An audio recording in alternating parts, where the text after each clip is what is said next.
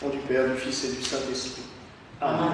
Mes très chères sœurs, mes très chers frères et sœurs qui nous regardez, nous célébrons aujourd'hui Sainte Thérèse Bénédicte de la Croix, plus connue sous son nom civil d'Edith Stein, qui est une religieuse carmélite, et sur l'icône des saints patrons de l'Europe, c'est celle qui est toute à votre droite, qui est habillée en carmélite, donc sur l'icône qui est devant le public. Elle est connue sous son nom de jeune fille parce que elle a eu une très grande carrière sous ce nom-là, et aussi, malheureusement, parce que c'est à cause de son nom civil qu'elle est morte. Edith Stein est née à la fin du XIXe siècle dans une famille juive de Breslau, en Allemagne. Elle a étudié beaucoup. Étant jeune, elle était juive pratiquante avec sa famille. Elle a vécu sa vie de jeune fille juive. Très attachée aux études, elle va se mettre à étudier et elle va être la première d'ailleurs femme en Allemagne à passer son baccalauréat de philosophie. Avant, c'était réservé aux hommes, mais elle va faire pression pour l'obtenir, déjà pour pouvoir le passer, puis l'obtenir. Elle va très vite devenir l'assistante de grands philosophes allemands, faire des tournées de conférences, vraiment être un pilier, je dirais, de la philosophie allemande. En parallèle, elle va être le fer de lance aussi du mouvement féministe allemand au début du siècle, et notamment par sa soif de se battre pour le vote des femmes.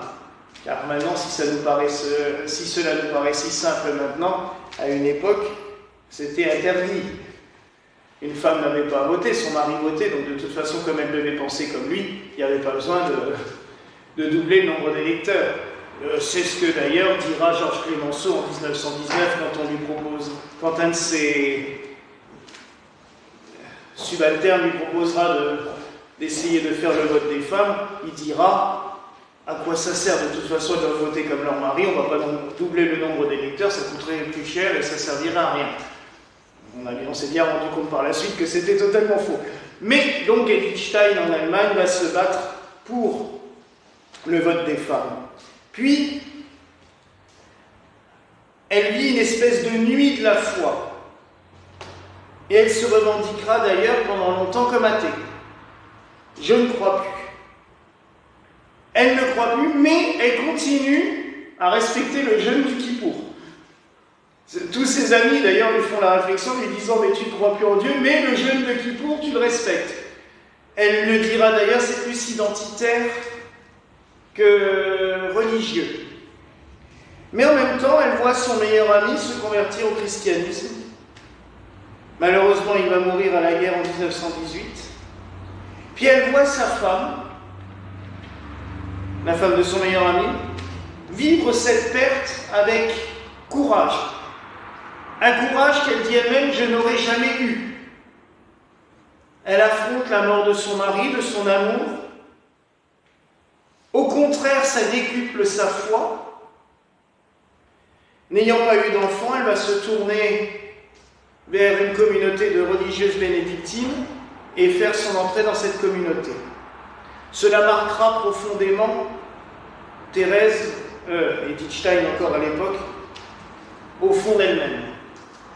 Et sa recherche va commencer. Au fur et à mesure où elle étudie les philosophes, elle se rend compte qu'il y a quelque chose de sans doute plus puissant.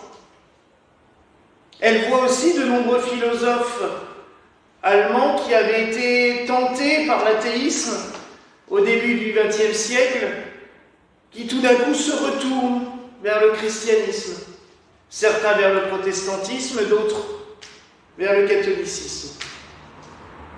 Ça l'interpelle. Et lors d'une messe à la cathédrale de Cologne, elle va avoir comme une révélation. Elle est là, un peu par hasard, et elle a une révélation. Est-ce là que l'on attend? Elle en parle à différents prêtres, elle fait son cheminement, et au début des années 20, elle se fera baptiser. Parmi les révélations qu'elle a eues, qui ont participé à sa conversion, elle a lu les œuvres de Thérèse d'Avila et de Jean de la Croix, ces deux grands carmes qui ont restauré d'ailleurs l'ordre du Carmel et qui sont aussi des sommets de la philosophie chrétienne, car lire Thérèse d'Avila ou lire Jean de la Croix, c'est une expérience qu'il faut tenter. Je ne dis pas que ça parle à tout le monde. Jean de la Croix peut rebuter. Déjà, c'est gros, c'est épais, c'est d'une envolée mystique très forte, donc cela ne parlera pas forcément à tout le monde. Mais à elle, ça a parlé au plus profond d'elle. Elle se met aussi à lire Saint-Augustin, les Confessions. Je vous rappelle quand même que Saint-Augustin a été, avant d'être un évêque chrétien, pendant longtemps, un grand orateur païen et un philosophe. Et il s'est tourné vers le christianisme assez tard. Donc, quand elle lit les Confessions de Saint-Augustin, elle se rend compte qu'il y a quelque chose qui lui parle. Pendant 10 ans, elle va parcourir un petit peu l'Allemagne. On va lui demander, en tant que femme, justement, de parler du christianisme, de travailler sur la philosophie chrétienne. Elle va publier quelques livres, elle va faire des conférences, mais ça ne lui suffit pas. Il y a déjà une petite graine qui est arrivée au début de son baptême et qui mûrit. Et cette petite graine a été plantée, je pense, du haut des cieux par Thérèse d'Avila. Car au début des années 30, Edith Stein entre au Carmel de Cologne. Je rappelle qu'avant le Concile, l'ordre du Carmel était un des ordres les plus stricts d'un point de vue spirituel, car le cloître était totalement fermée, elle ne sortait jamais, elle vivait en petite communauté d'une douzaine, quinzaine de religieuses, elle travaillait, elle priait.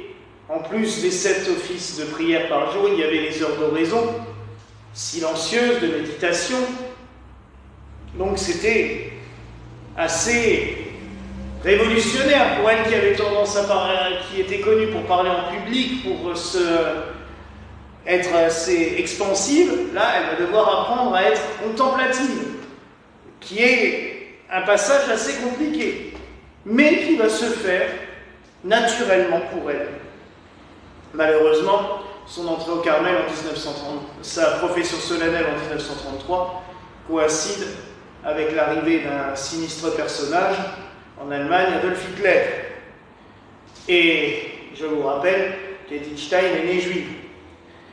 Donc, même malgré son baptême, elle est suspecte, d'autant plus qu'elle a milité, comme je vous le disais, en politique, qu'elle a milité pour le vote des femmes, qu'elle a une aura très importante en tant que philosophe. Sa conversion a été aussi très médiatisée. Une philosophe juive qui devient catholique, qui rentre au Carmel, elle a une aura certaine auprès de sa communauté comme auprès de la communauté chrétienne. Donc elle devient dangereuse pour le régime. Ce qui fait que très vite, elle va devoir partir et s'installer dans un Carmel aux Pays-Bas, pensant que là, elle sera tranquille. Malheureusement, les années 40 vont prouver que le fléau nazie va se répandre dans toute l'Europe. Les Pays-Bas, d'ailleurs, furent presque un des premiers pays envahis, donc ils ont très vite pris des restrictions très importantes et très graves. Thérèse Bénédicte, puisque c'est le nom qu'elle a choisi, Thérèse à cause de Sainte Thérèse d'Avila forcément, va écrire à un moment donné un texte assez fort où elle dit « Seigneur Jésus-Christ, dois-je moi aussi embrasser ta croix et me laisser crucifier avec toi ?» Comme ça, on pourrait dire c'est des paroles d'une religieuse, voilà. Quand on sait l'avenir, on se dit qu'elle a vraiment choisi ce sacrifice. Elle sera arrêtée en 1942, le 6 août, pardon. Elle sera mise dans un train qui la mènera vers Auschwitz. Et le 9, elle n'aura même pas le temps de passer par un baraquement, puisqu'étant juive, femme, donc inutile, elle arrive au camp d'Auschwitz et est immédiatement transportée vers la chambre à gaz, où elle décédera dans la foulée et son corps sera brûlé.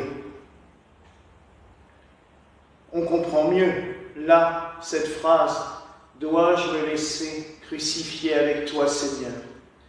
Elle dira, au moment de son arrestation, les témoins l'entendront, « Il faut que je souffre avec mon peuple. »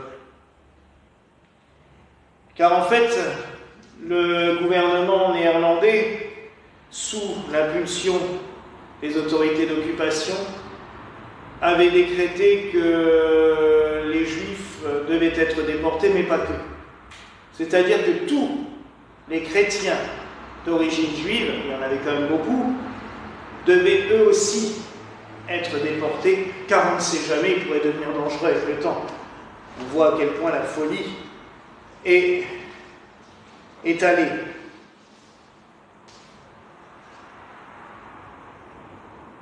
Quand on lit l'introïque, le verset d'entrée de cette messe, « Les pécheurs m'ont attendu pour me perdre, mais j'ai compris tes enseignements », en méditant sur la vie de saint Edith Stein, on se dit que oui, en effet, elle a vécu l'horreur la plus totale. La fin de sa vie a été l'horreur la plus totale, mais elle a compris les enseignements de Dieu. Après un long cheminement qui l'a conduit à réfléchir, à se poser de nombreuses questions,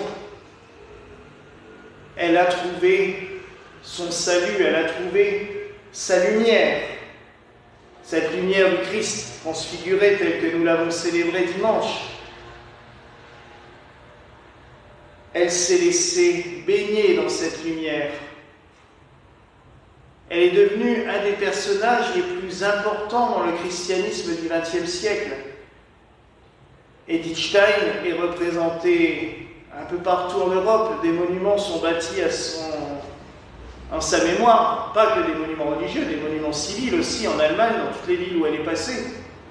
Mais elle est aussi universelle, puisque même nos frères anglicans, sur la basilique de Westminster, ont mis une statue d'elle, pour se rappeler qu'elle est une des grandes figures du XXe siècle par son travail de philosophie, mais aussi par son sacrifice. Oui, mes frères et sœurs, elle montre aussi à quel point appartenir à un peuple peut être engageant dans une vie. Nous, on ne s'en rend pas compte. On se dit, bon, on est français, on est alsacien, on est machin, voilà. Mais imaginez que demain, un fou dangereux apparaisse dans le monde et dise à partir de la semaine prochaine, tous les gens d'origine française doivent être tués. Ou tous les Alsaciens, ou toute personne née en Alsace ou d'origine alsacienne doit être tuée. C'est ce qui s'est passé avec le peuple juif. On ne s'imagine pas à quel point cela peut être. Et Thérèse Bénédicte aurait pu très bien dire « Oh, c'est du passé. J'ai renié mon judaïsme. Je suis chrétienne. Je suis catholique. Je suis religieuse. » Mais non, au moment de son arrestation, elle pensera quand même à eux en disant « Je dois souffrir avec mon peuple. » Cela nous rappelle aussi les paroles de quelqu'un d'autre qui 2000 ans avant a été crucifié. Je dois souffrir pour mon peuple. Thérèse Bénédicte, ou Edith Stein, a vécu en sa chair la souffrance pour sauver son peuple, tel que le Christ l'a fait 2000 ans auparavant. Je pense qu'elle a embrassé la vie religieuse à un point que nul ne peut atteindre. Quand nous embrassons la vie religieuse, on promet de suivre le Christ. Je l'ai déjà dit, je l'ai fait il y a 24 ans. Mais je ne suis pas sûr que j'aurai la force de le suivre au point où Edith Stein l'a fait. Personne n'est prêt. Et le Seigneur ne nous le demande pas. C'est une volonté propre après de le faire. Et puis les circonstances aussi qui le présentent. Mais je rappellerai une chose, c'est qu'il y a quelques années, un prêtre est décédé pendant la messe. Le père Jacques Hamel. Ils étaient comme vous lors d'une messe de semaine et deux fous sont venus et l'ont tué durant la messe. Par la suite, et encore récemment, on a dit ouais, il faut protéger les églises, il faut que les prêtres fassent des arts martiaux, ou qu'ils soient armés sous l'autel. Je dis oui, puis quoi encore? Non. Quand on choisit de suivre le Christ, c'est le suivre jusqu'au bout, avec ses risques aussi, avec sa gloire aussi. Mais chercher, je vois mal, je suis désolé, un prêtre avec une arme en main commencer à se battre. C'est pas le rôle du prêtre, comme c'était pas le rôle d'une religieuse. Elle aurait pu prendre les armes aussi. On l'a vu. C'est vrai qu'au Mexique, les prêtres, à un moment donné, ont été obligés de prendre les armes. C'est pas forcément la meilleure solution, mais bon. Mais je vois mal les religieuses de ce petit Carmel des Pays-Bas commencer à prendre des fusils pour tirer sur les nazis qui arrivaient. Qu'est-ce que ça aurait fait? Ce serait pris une bombe dans la tronche et puis, de toute façon, le problème aurait été réglé. Donc, il n'y a pas... Mes frères et sœurs, l'engagement qu'a pris Edith Stein, qu'ont pris beaucoup de religieux et de religieuses, ou de chrétiens au cours des siècles, c'est de suivre le Christ partout où il nous mène, partout où il nous conduit. Des fois, malheureusement, ça conduit à la mort, mais cela conduit surtout à la gloire. Cette gloire, car peut-être qu'on ne parlerait plus de cette petite philosophe allemande si elle n'était pas passée par cette dernière évolution, ce dernier enseignement qu'elle a vécu dans les souffrances du Christ. Alors oui, mes frères et sœurs, prions Sainte Edith Stein, Sainte Thérèse Bénédicte de la Croix, pour tous ceux et celles qui étudient, parce qu'elle est une grande protection pour cela.